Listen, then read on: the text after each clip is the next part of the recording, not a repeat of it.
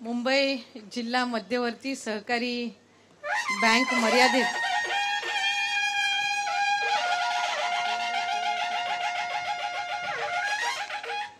Mumbai bank महिला कक्ष व marketing and business development multipurpose centre याच्या उद्घाटन प्रसंगी उपस्थित असणारे ज्यांच्या वाढदिवसाच्या निमित्ताने ज्यांच्या वाढदिवसाचा औचित्य साधून आजचा हा कार्यक्रम आयोजित केलेला आहे ते महाराष्ट्र गृहनिर्माण स्वयंसमूह पुनर्विकास प्राधिकरण चे सन्माननीय अध्यक्ष, त्याचबरोबर मुंबई जिल्हा मध्यवर्ती सहकारी बँकेचे अध्यक्ष, महाराष्ट्र राज्य सहकारी संघ चे सन्माननीय अध्यक्ष, विधान परिषदेचे माजी विरोधी पक्षनेते, विधान परिषदेचे विद्यमान सदस्य आदरणीय प्रवीण भाऊ दरेकर, व्यासपीठावर उपस्थित असणारे मुंबई बँकेचे संचालक शिवाजीराव नलावडे, नुकतंच आपल्याला मार्गदर्शन करून पुढच्या कार्यक्रमासाठी प्रस्थान झालेले आदरणीय आमदार प्रसाद भाऊ लाड, संचालक आमदार श्री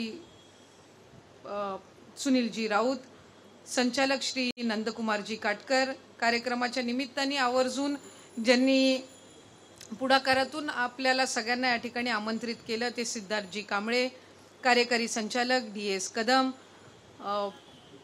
त्याचबरोबर SC सुर्वे, कार्यक्रमाच्या निमित्ताने माझ्या समवेत व्यासपीठावर उपस्थित असणारे राष्ट्रवादी काँग्रेस पक्षाचे सरचिटणीस आदरणीय संजयजी तटकरे, संचालक जिजाबा पवार, प्रकाशजी दरेकर, जयश्रीताई, शिल्पाताई, कविताताई, नितीनजी बनकर, विष्णूजी, त्याचबरोबर आनंदराव गोळे, व्यासपीठावर उपस्थित असणारे सर्व सन्मान्य पदाधिकारी, समोर उपस्थित असणारे सर्वच माझ्या माता भगिनी, सन्मान्य पत्रकार, मी सर्वप्रथम तर या ठिकाणी दिलगिरी व्यक्त करते की कार्यक्रमाला पोचायला मला त्या ठिकाणी विलंब झाला. खरं तर सिद्धार्थजी आणि आम्ही गेल्या आठवड्यामध्येच जनता दरबार आमचा असताना या कार्यक्रमाच्या संदर्भामध्ये प्रवीण भाऊ त्यांनी मला सांगितलं आणि ते म्हटले की तुमच्या वाढदिवसाच्या निमित्ताने हा कार्यक्रम आयोजित करायचा आहे. मी त्यांना लगेचच एका मिनिटात हो म्हटलं. खरं तर मंगळवारचा दिवस म्हणजे आमच्या पक्षाची आदरणीय दादांच्या अध्यक्षतेखाली आणि प्रदेशाध्यक्षांच्या मार्गदर्शनाखाली दर मंगळवारी आमची बैठक असते. आत्ताही ती मीटिंग चालू आहे. मी थोडी परवानगी घेतली, म्हटलं तुमच्या वाढदिवसाच्या निमित्ताने कार्यक्रम आहे. आणि दुसरं म्हणजे आपली मुंबई जिल्हा मध्यवर्ती बँक ही नेहमीच महिलांच्या प्रश्नांमध्ये अग्रेसर असते आणि तुमच्या सगळ्या कार्यक्रमांमध्ये सहभागी होत असताना आम्हाला एक आगळा वेगळा आनंद आणि अभिमान त्या निमित्ताने नेहमीच वाटत असतो. आणि म्हणून आज कार्यक्रमाला यायला थोडा विलंब झाला. इथून परत पक्षाच्या मीटिंगला जायचंय, पण खऱ्या अर्थानं मी आमच्या सगळ्यांच्याच वतीने प्रवीण भाऊ माझ्याही वतीने आपल्याला वाढदिवसाच्या मनापासूनच्या शुभेच्छा देते. वाढदिवस साजरा करत असताना आज एक अतिशय महिलांच्या दृष्टिकोनातून महत्त्वपूर्ण उपक्रम हा आपण सगळ्यांनी हाती घेतलात याचाही अभिमान आणि आनंद या कार्यक्रमाच्या निमित्ताने व्यक्त करते. आज ज्या बँकेचं महिला कक्ष आणि marketing and business development multipurpose सेंटरचं आपण उद्घाटन करतोय, खऱ्या अर्थानं मला आपल्याला सांगायचं आहे की बचत गट स्थापन करणं सोपं असतं, अवघड असतं ते 15-20 महिलांनी एका बचत गटामध्ये काम करणं. हे प्रवीण भाऊ अवघड असतं. 15 महिलांनी एका बचत गटामध्ये काम करणं हे कुठल्याही मोठ्या आव्हानापेक्षा काही कमी नाही. पण तो बचत गट स्थापन झाल्यानंतर तो बचत गट चालू ठेवणं हे सर्वात मोठं टार्गेट आपल्या समोरचं असतं. कारण बचत गट आपण स्थापन करतो, अतिशय उत्साहाने आपण करतो, आपल्या प्रत्येकाचं टार्गेट असतं आपण किती बचत गट स्थापन करतो. पण त्याचं मूल्यमापन ज्या वेळेला आपण किती बचत गटांना उद्योग देऊ शकलो हे मूल्यमापन ज्या वेळेला आपण करू त्यावेळेला खऱ्या अर्थानं महिला सक्षम झाल्या किंवा त्यांच्या सक्षमीकरणासाठी आपण पावलं उचलली आहेत याचं एक उदाहरण आपण त्यानिमित्ताने ठेवू शकू. आणि त्या सगळ्या बाबी करत असताना आज सर्वात मोठं आव्हान आपल्या ज्या काही छोटे मोठे रोजगार करणाऱ्या माता भगिनी असतील, बचत गटाच्या माध्यमातून उत्पादन करणाऱ्या माझ्या माता भगिनी असतील, आपल्या सर्वांसमोरचं सर्वात मोठं आव्हान कुठलं आहे की आपण जे बनवतो ते विकायचं कुठे, आपण जे बनवतो त्याची मार्केटिंग आपण करायची कशी, आपण जे बनवतो त्याला आपण अप टू डेट ठेवायचं कसं, हा सगळा प्रश्नचिन्ह हा आपल्या सर्वांसमोर असतो. अनेक महिला खाद्यपदार्थ बनवतात, कुठं ना कुठं तरी त्याची जर अशी पॅकिंग पण 19-20 झाली ना तरी कुठलाही मॉल ते स्वीकारत नाही, कुठलंही दुकान ते स्वीकारत नसतं. आज ग्राहक म्हणून 2020 मध्ये जो कोविडचा कालावधी सुरू झाला आपल्याला सगळ्यांना घरी बसून शॉपिंग करायची सवय झाली.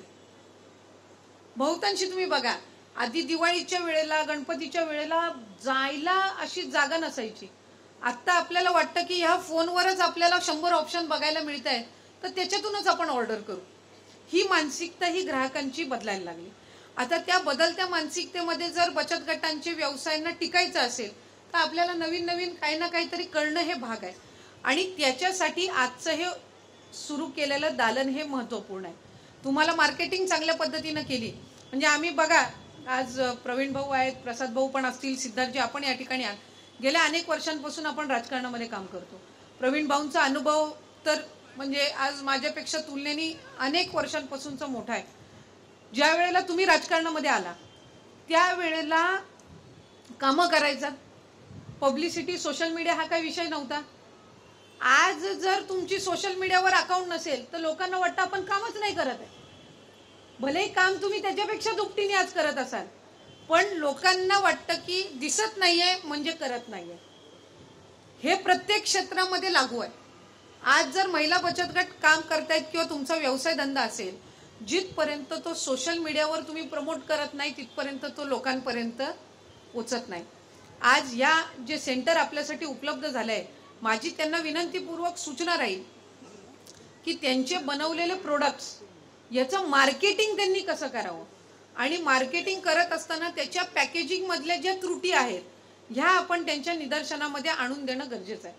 आज बरेचसे आपण पॅकिंग करतो, आपण त्याच्यावर मॅन्युफॅक्चरिंग आणि एक्सपायरी डेट घालायचंच विसरून जातो. तुम्ही बघा, तुम्ही जर मॉलमध्ये गेलात, तुम्ही एखादी कॉफीची बाटली विकत घ्यायला तुम्ही तिथं उभं राहिलात, तुम्ही पहिलं काय बघाल, ही कधी मॅन्युफॅक्चर झाली आणि कधी एक्सपायर होणार आहे. जर आपण ग्राहक म्हणून ते बघतो तर मग समोरच्या आपलं प्रोडक्ट घेत असताना ते का नाही बघणार. ह्या बारीक सारीक गोष्टी आहेत, याच्यावर आपण सगळ्यांनी विचार करणं गरजेचं आहे. आम्ही ज्या वेळेला मुख्यमंत्री माझी लाडकी बहीण योजना आणली त्याही वेळेला आपल्या इथं कार्यक्रम करण्याची मला प्रवीण भाऊ आपण संधी दिली. जवळपास मला वाटतं 1 लाखपेक्षा जास्ती रजिस्ट्रेशन झालं.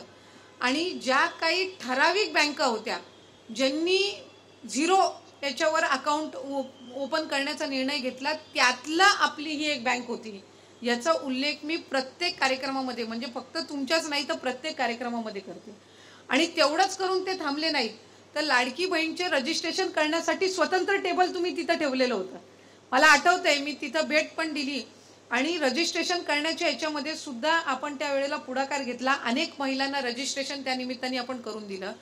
आज जे दालन आपण उभं करतोय त्याच्यामध्ये तुम्ही लिहिलेलं आहे की ई-केवायसी करण्यामध्ये आपण मदत करणार आहात. म्हणजे हे सुद्धा आपल्या स्तरावरून उचललेलं एक अतिशय उल्लेखनीय पाऊल आहे. मला बरेच जण म्हटले आमचे पैसे येत आहेत ना, मग आता ई-केवायसी कशाला करायला लावता. हे ई-केवायसी तुमची योजना कायमस्वरूपी राहण्याच्या दृष्टिकोनातून फार महत्त्वपूर्ण आहे. बऱ्याच महिला आम्हाला तक्रारी करायच्या की ताई, मला जून महिन्याचे पैसे आले पण मला ऑगस्टचे आले नाही, जानेवारीपर्यंत आलेत पण पुढच्या 5 महिन्याचे आले नाहीत. ई-केवायसीनी ती अडचण दूर होणार आहे. आज जवळपास आपल्या 2,40,00,000 आपले जे लाभार्थी आहेत किंवा त्याच्यापेक्षा अधिक जे लाभार्थी आहेत, याच्यापैकी जवळपास 1.5 कोटी महिलांचं ऑलरेडी ई-केवायसी झालेलं आहे. आणि आम्ही आणखीन 1.5 महिन्याचा कालावधी दिलेला आहे. आणि ह्या ई-केवायसीने तुम्हाला फायदा एक असा आहे, लाडकी बहीण योजना त्याचा लाभ तर मिळत राहणार, पण पुढे आपल्या केंद्र सरकारच्या माध्यमातून आदरणीय पंतप्रधान मोदी साहेबांच्या नेतृत्वाखाली महिलांसाठी ज्या ज्या योजना येतील त्याला स्वतंत्र तुम्हाला काही प्रोसिजर करायची गरज लागणार नाही. तुमचं ई-केवायसीने तो डेटा जो आहे तो एकदा शासनाकडे फीड झाला की पुढे तुम्ही फॉर्म भरला की तो ऑटोमॅटिक डेटा त्या ठिकाणी येणार. म्हणजे ही सोय ही आपण ई-केवायसीच्या माध्यमातून करतोय. हे बऱ्याचशा वेळेला महिलांना कळत नाही की आम्हाला लाभ तर मिळतोय आणि कोणाचाही लाभ बंद होणार नाहीये. ही योजना आणली आहे. आज इथं मुंबई जिल्हा मध्यवर्ती बँकेनी स्कीम आणली की तुमचा लाडकी बहीण 1500च्या ह्याच्यावर आपण त्यांना कर्ज देणार, बरोबर आहे. जर ती बंद होणार असती तर यांनी कर्ज देण्याचा निर्णय घेतला नसता. ती बंद होणार नाहीये याची खात्री आहे म्हणून हा निर्णय घेतला. ही जर तात्पुरती असती तर कुठलीही बँक हा इतका मोठा निर्णय घेत नसते. आज तुम्हाला कुठंतरी त्या 1500चं, दिवाळी आली, आपल्याला वाटतं आता दिवाळी आली, मला नवीन काहीतरी घ्यायचंय, तर मला 1500 आले, आपण अकाउंटमधनं संपवून टाकलं. त्याच्यानंतर आणखीन एक सण आला तर त्याच्यात आपण संपवलं. आता तर गेल्या 4 महिन्यापासून सणच चालू आहे. तर दर सणाला आले की महिला आपल्या खुश होतात, चला आपण मार्केटमध्ये जाऊन खरेदी करायला मोकळे. पण ज्या वेळेला वेळ प्रसंगी तुम्हाला खरंच गरज लागेल त्या वेळेला जर ही सेविंग तुमच्याकडे राहिली तर त्याचा तुम्हाला किती उपयोग होऊ शकतो. मला आठवतंय ज्या वेळेला आम्ही योजना काढली, विरोधक टीका करायची की 1500त काय होणार आहे. आम्ही म्हणायचो ज्यांची पोटं भरलेली आहेत त्यांना 1500ची किंमत नाही कळणार. ज्यांची घरं 15 चालतात, अगदी चांगले त्यांना सॅलरी मिळत असते, त्यांना 1500ची नाही कळणार. जी माझी गरीब महिला तिथं 100 रुपये सुद्धा तिच्या तांदळाच्या पिठाच्या डब्यात किंवा नवीन कोऱ्या साडीच्या पदरामध्ये ठेवते ना साठवून, तिला माहिती आहे की या 1500ची किंमत काय. आणि ते मूल्य आज आपल्या बँकनी ओळखलं आणि तुम्हाला पुढच्या काही वर्षाच्या नंतर सुद्धा तुमच्यासाठी ही सेविंग राहावी, तुम्हाला हे उत्पन्न चालू राहावं, ह्या दृष्टिकोनातून उचललेली ही सगळी पावलं आहेत. आणि म्हणूनच या उपक्रमाचं मी मनापासून या ठिकाणी अभिनंदन करते. आज प्रवीण भाऊंचा वाढदिवस आहे म्हणून त्यांनी हा कार्यक्रम केलेला नाही. गेल्या 3 महिन्यापासून सतत ते आदरणीय मुख्यमंत्र्यांकडे या संदर्भातला पाठपुरावा करतायत की आम्हाला मुंबई बँकेला हे करायचंय. आणि याची साक्षीदार मी आहे. गणपतीमध्ये मला आदरणीय मुख्यमंत्री फडणवीस साहेबांचा फोन आला की आदिती, मी 15 दिवसापूर्वी मीटिंग घेतली पण आणखीन त्याला गती देण्याची गरज आहे, म्हणून आम्ही 10-15 दिवसापूर्वी परत प्रवीण भाऊंच्या उपस्थितीमध्ये सिद्धरजी आपणही होतात, चित्राताई पण होत्या, आपण सगळ्यांनी त्या ठिकाणी मीटिंग घेतली. जिल्हा बँकेचे पण इथं आपल्या ताई वगैरे पण सगळ्या जयश्री ताई वगैरे पण होत्या आणि त्याचे मिनिट्स सुद्धा माझ्या इथून सही होऊन त्या ठिकाणी गेलेले आहेत. आम्ही एक स्वतंत्र अधिकारी नेमत आहोत. माझ्या सहीचं उद्या पत्र या तिन्ही महामंडळांना जाईल. त्याची मी एक प्रत मुख्यमंत्र्यांच्या कार्यालयामध्ये पण देणार आहे की साहेब आपल्या अध्यक्षतेखाली मीटिंग झालेली होती आणि जर महामंडळाचे अधिकारी त्याच्यावर दिरंगाई करत असतील तर त्यांच्या संदर्भातला कडक कारवाईचा जो काही निर्णय तो त्या ठिकाणी व्हावा. कारण राज्याचे मुख्यमंत्री म्हणून आज महिलांना फक्त मतांसाठी वापर करायचा नाही, तर ज्यांच्या आशीर्वादातून हे महायुतीचं सरकार आलेलं आहे त्यांना अधिकाधिक सक्षम कसं करता येईल यासाठी म्हणून महायुतीचं हे सरकार आदरणीय मुख्यमंत्री फडणवीस साहेब असतील, शिंदे साहेब असतील, दादा आम्ही त्या ठिकाणी काम करत आहोत. आणि अशा वेळेला महामंडळाच्या अधिकाऱ्यांच्या दिरंगाईमुळे जर आपला कुठला निर्णय इम्प्लिमेंट होण्याचा त्या ठिकाणी राहत असेल तर हे सहन केलं जाणार नाही. याची दक्षता ही निश्चितपणाने पुढच्या कालावधीमध्ये आपण घेऊ. मला आणखीन एका गोष्टीची या ठिकाणी माहिती द्यायची आहे. मला माहिती आहे आपल्याला फराळ पण बनवायचं आहे. आज तारीख आहे 14, 17 तारखेला वसुबारस आहे आणि दिवाळी म्हटलं की जवळपास 10 दिवस आधी तयारीही आली. एका बाजूला शॉपिंग आणि एका बाजूला फराळ. त्यामुळे मी अधिक आपल्या सगळ्यांचा वेळ घेणार नाही, पण मला 2-3 गोष्टींची या संदर्भात माहिती द्यायची आहे जेणेकरून आपल्याला पुढच्या कालावधीमध्ये त्या ठिकाणी मदत होईल. आम्ही मधल्या कालावधीमध्ये माविमनी इंडियन पोस्ट डिपार्टमेंट जे आपलं आहे ना, पोस्टल डिपार्टमेंट, यांच्यासोबत आम्ही एक करार केला होता की महिला बचत गटांना ज्यांना त्यांचं खाद्यपदार्थ किंवा वस्तू एक्सपोर्ट करायचे असतील तर एक्सपोर्ट करताना जो कुरिअर करताना जो रेट लागतो पोस्टलचा तो त्यांनी याच्यामध्ये सवलती दरात द्यावा जर त्या माविमची किंवा इतर कुठल्या शासकीय ह्याच्याशी रजिस्टर्ड असतील तर मी त्याच्यात तो कराराची पण आपल्याला कॉपी देते. कारण ज्या वेळेला आपण ह्यांना कर्ज देतोय म्हणजे हे उद्योग व्यवसाय आता करणार आणि मग समजा त्यांनी ऑनलाईन सर्व्हिस चालू केली आणि त्यांना जर त्यांनी बनवलेले ड्रेस, त्यांनी बनवलेलं आणखीन काही जर कुठल्या बाहेरच्या ग्राहकाला एक्सपोर्ट करायचं झालं, पोस्टनी पाठवायचं झालं तर त्यांना ते सवलती दरामध्ये पाठवायला यावं म्हणजे त्यांना तो खर्च त्या ठिकाणी होणार नाही. तर तोही जो करार आहे तर तेही आम्ही तुम्हाला त्याची कॉपी देतो. आपण प्रयत्न करू की मुंबई बँकेचा आणि इंडियन पोस्टल याचा पण आपण एक करार करू. त्याच्यामध्ये आम्ही सुद्धा मध्यमार्ग किंवा त्याच्यामध्ये कोऑर्डिनेशनमध्ये आपण राहू जेणेकरून अधिक या महिलांना त्यांचे जे पदार्थ आहेत किंवा त्यांचे ज्या वस्तू आहेत त्या बाहेर ग्राहकांपर्यंत पोहोचवण्यामध्ये नक्कीच मदत होऊ शकेल. तुम्ही सगळ्याजणी व्हॉट्सॲप वापरता. आधीच्या ह्याच्यामध्ये काही व्हॉट्सॲप किंवा फोन ही काही पद्धत नव्हती, पण आता प्रत्येक महिलेकडे आपल्याकडे व्हॉट्सॲप असतो. तुम्हाला सगळ्यांना माहिती आहे हल्ली व्हॉट्सॲपवर पण ऑनलाईन फायनान्शियल ट्रान्झॅक्शन मोठ्या पद्धतीने होतात. मी 4-5 दिवसापूर्वीचा तुम्हाला एक अनुभव सांगते. आमची एक महिला पदाधिकारी आहे, ऑनलाईन शॉपिंग करत होती. ऑनलाईन शॉपिंग करत असताना चुकून मला फोनपे केलं 1006 रुपये आणि मला मेसेज केला की ताई ते जरा मी ऑनलाईन शॉपिंग करत होती आणि चुकून तुम्हाला पेमेंट झाली तर मला माझी पेमेंट तुम्ही परत पाठवा. अजूनही माझ्याकडे तो मेसेज आहे. मला लगेच आल्यानंतर लक्षात आलं की हे चुकून कोणाचं तरी आलेलं आहे. म्हणून मी माझ्या फोनपेवरनं परत तिची जी अमाऊंट आहे ती तिला परत केली. हे उदाहरण मी तुम्हाला ह्यासाठी दिलं की ज्या वेळेला आपण स्मार्टफोन वापरतो, ज्या वेळेला आपण व्हॉट्सॲप वापरतो, तिथं जसं आपल्याकडे फोटो शेअरिंगचं ऑप्शन असतं तसं तिथं रुपयाचा एक लोगो असतो. झटकन आपण त्याच्यावर क्लिक करतो. लक्षातही येत नाही काही काही महिलांच्या की त्यांच्या अकाउंटमधनं हे पैसे जात आहेत. हे 1500च्या केसमध्ये झालेलं आहे. जसं तुमच्या अकाउंटला 1500 येतात, जे स्पॅम मेसेजेस पाठवणारे असतात त्यांचा तुम्हाला मेसेज येतो इन्व्हेस्टमेंट करा किंवा तुम्ही 1500 आम्हाला द्या, आम्ही तुम्हाला 3000 देऊ, असे मेसेजेस येतात. आणि बऱ्याचशा महिलांनी ते 1500 ट्रान्सफर केलं आणि त्यांच्या लक्षातही नाही आलं की त्यांनी चुकीच्या अकाउंटमध्ये किंवा त्यांना फ्रॉड झालेला आहे. अशा ठिकाणी आपल्या ह्या सेंटरनी त्यांना फायनान्शियल लिटरसीची ट्रेनिंग देणं हे फार गरजेचं आहे. कारण जेव्हा तुम्ही ऑनलाईन व्यवहार कराल त्यावेळेला मी तुम्हाला आवर्जून सांगेन की एखादं जर तुम्ही ॲमेझॉनवर किंवा याच्यावर जर बघितलं तर ते पेमेंट पहिलं घेतात, मग प्रोडक्टची डिलिव्हरी करतात. तर ह्या सगळ्या गोष्टी आपण उद्योजिका किंवा बचत गट म्हणून लक्षात घेतल्या पाहिजेत की तुम्ही ज्या वेळेला एखादी ऑर्डर स्वीकारता त्याची पेमेंट तुम्ही पहिलं घेणं आहे, त्याची स्लिप त्यांना पाठवा आणि मग त्यांच्याकडे जे काही गोष्टी असतील त्या तुम्ही कुरिअर करा. ह्या सगळ्या बारीक सारीक गोष्टी आहेत, पण आपल्याला अपडेट राहणं गरजेचं आहे. कारण आपण इन्व्हेस्ट करू 1000 आणि नुकसान करून घेऊ 2000चं. तर असं काही आपल्याच्याने होता कामा नये. नाहीतर उद्या तुमची मुलंच म्हणतील आई तुला फोनच नाही वापरता येत. आधी म्हणतात की तुला फॅशनही कळत नाही, तुला फोन पण नाही वापरता येत, आणि तुला व्हॉट्सॲप कसा पाठवायचा ते पण मला 10 वेळा विचारावं लागतं.